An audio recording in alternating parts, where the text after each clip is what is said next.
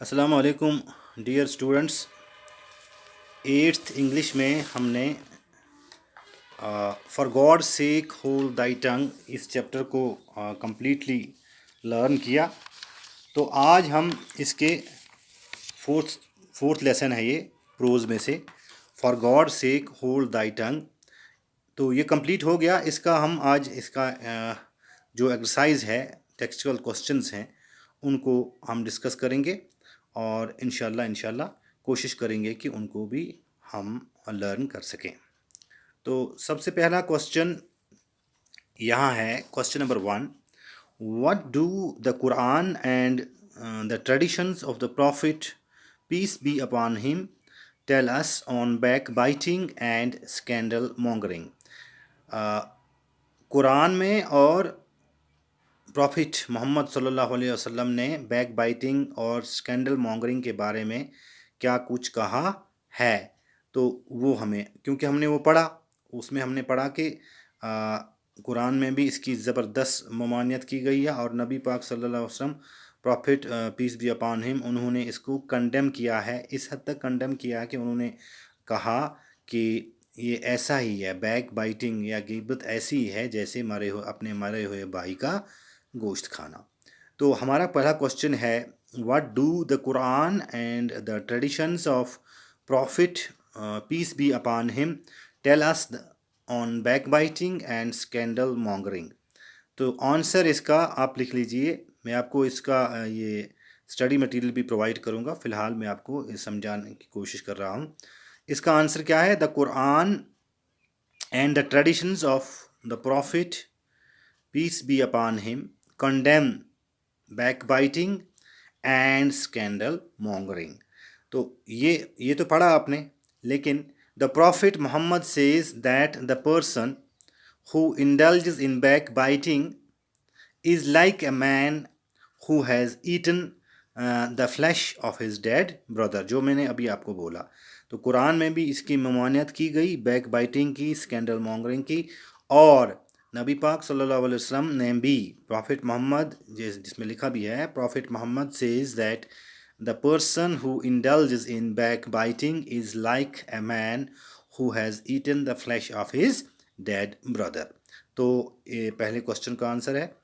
फिर question number 2 है, how do the Gita and the Bible tell us on back biting.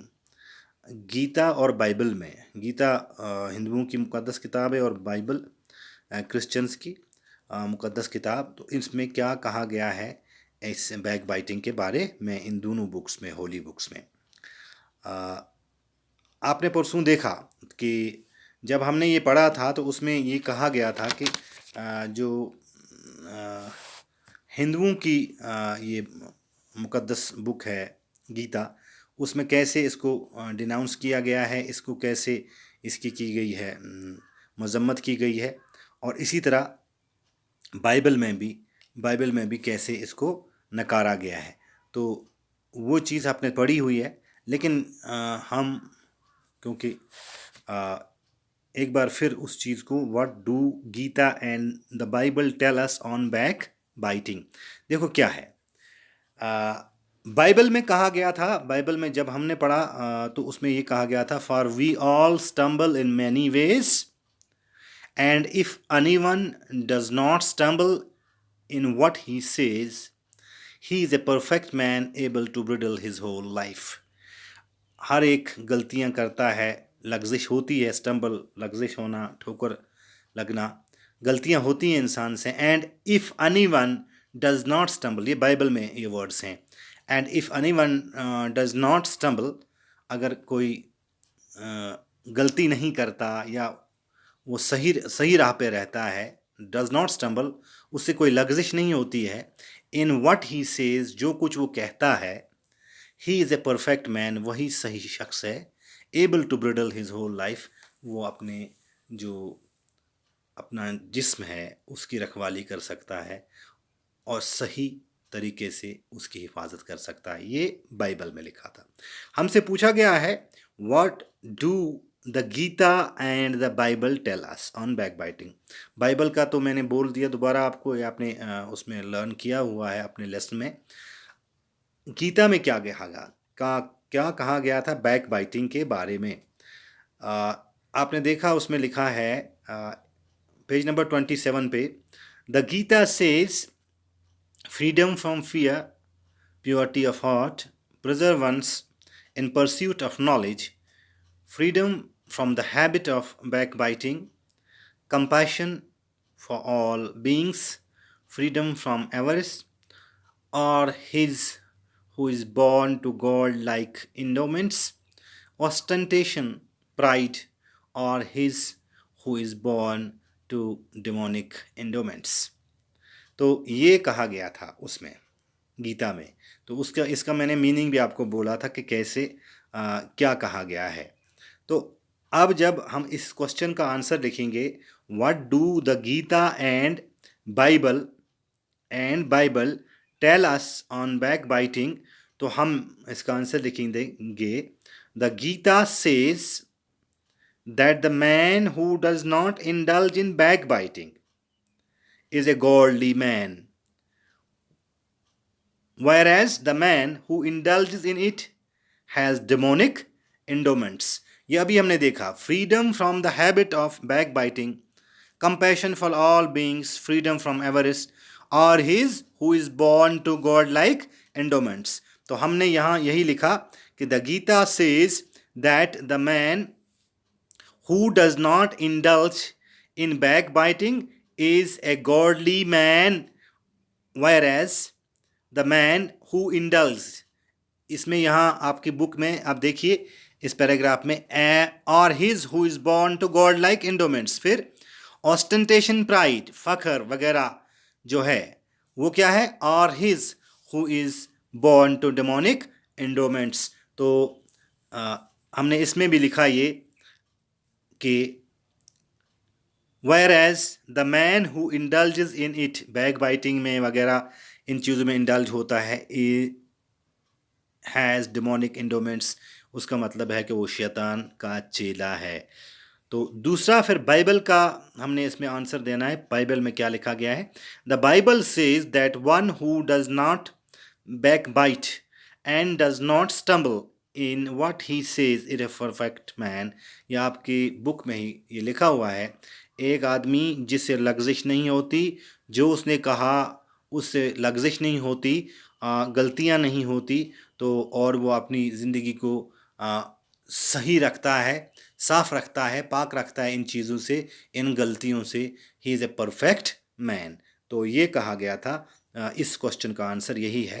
What do Gita and the Bible tell us on backbiting, तो answer हम इसका लिखेंगे, the Gita says that the man who does not indulge in backbiting is a godly man, whereas the man who indulges in it has demonic endowments। The Bible says that one who does not backbite and does not stumble in what he says is a perfect man।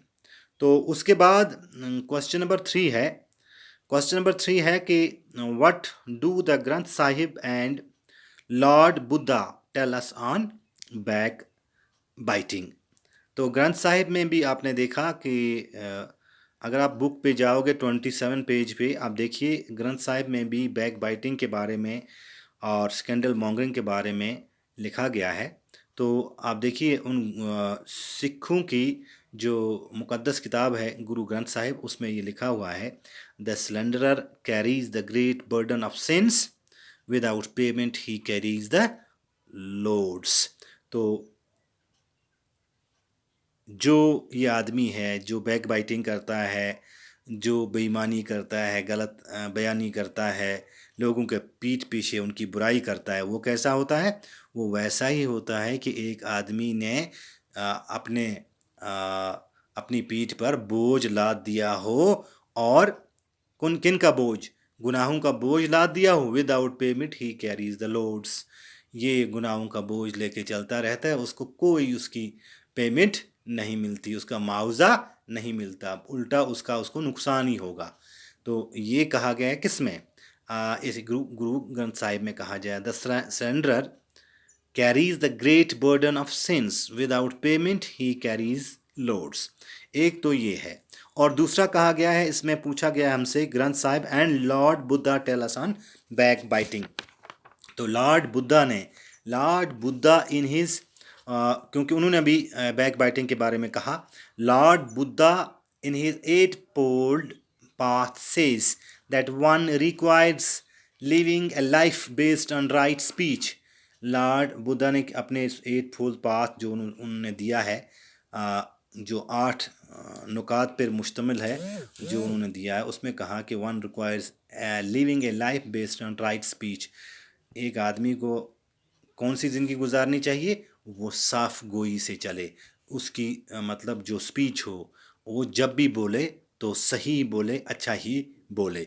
तो ये 2 चीज़ें ग्रंथ साहिब में और Lord Buddha ने कही थी, किसके बारे में? बैक बाइटिंग के बारे में। तो हम इसका आंसर क्या लिखेंगे फिर? हम लिखेंगे आंसर,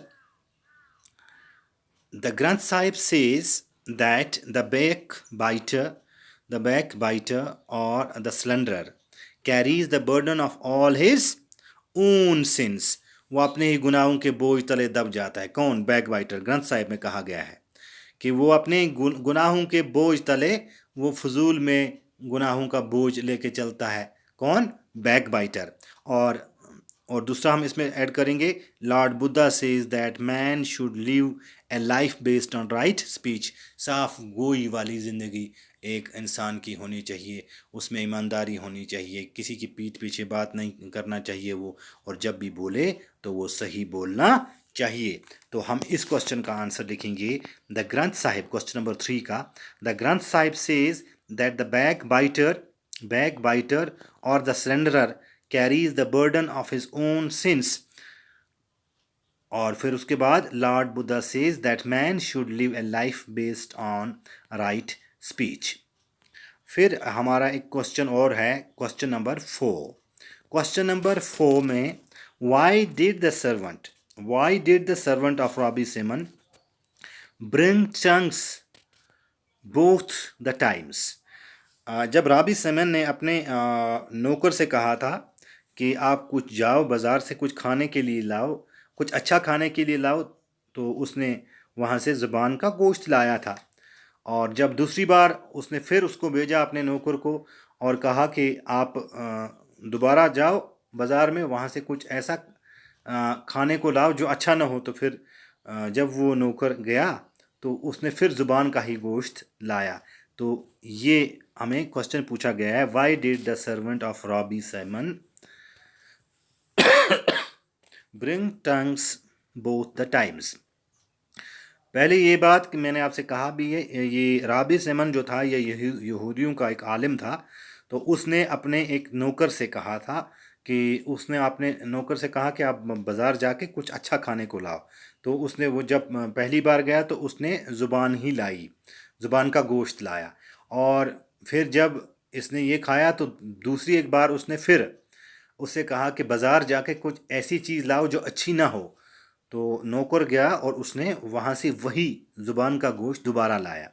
तो इस पर इनको जो बादशाह था, जो इनका ये रॉबी सिमन था, बादशाह नहीं, यहूदियों का जो आलम था, इसने क्या कहा कि इसको गुस्सा आ गया कि पहली बार जब मैंने इसे कहा कि कोई अच्छी चीज़ लाओ, उस टाइम भी इसने ज़ुबान का गोश्त ही लाया। और अब जब मैंने इससे कहा कि कुछ जो अच्छा ना हो वो लाओ, तो इसने फिर ज़ुबान का गोश्त लाया। तो उसने उससे पूछा कि इसका क्या मतलब है कि आप ये दोबारा ज़ुबान का गोश्त लेके आए हो। तो फिर उसके जो सर्वेंट था उसने कहा कि ये ज़ुबान ही है जिससे हम अच्छा भी कर सकते हैं, बुरा भी कर सकते हैं। अच्छा बोलें तो अच्छी और बुरा बोलें तो बुरी। तो ये इसका आंसर अब, why did the servant of Rabbi Simon bring tongues both the times. Answer इसका आप लिखिए, according to the servant, it's the tongue that issues the good as well as the bad. ज़ुबान ही है जिससे बात, बुरी बात भी निकलती है, अच्छी बात भी निकलती है। There is nothing better than a good tongue. एक अच्छी ज़ुबान होने से अच्छा कुछ नहीं है। And nothing worse than an evil one, और अगर बुरी ज़बान होगी, साफ गोई नहीं होगी ज़ुबान में, बुरी ज़बान होगी तो वो भी कुछ काम फिर नहीं है। That's why that's why